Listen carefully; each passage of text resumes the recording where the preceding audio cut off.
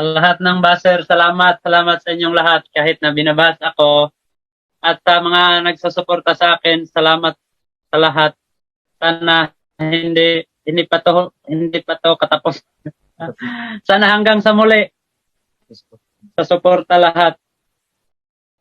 Yan lang sir, salamat din sa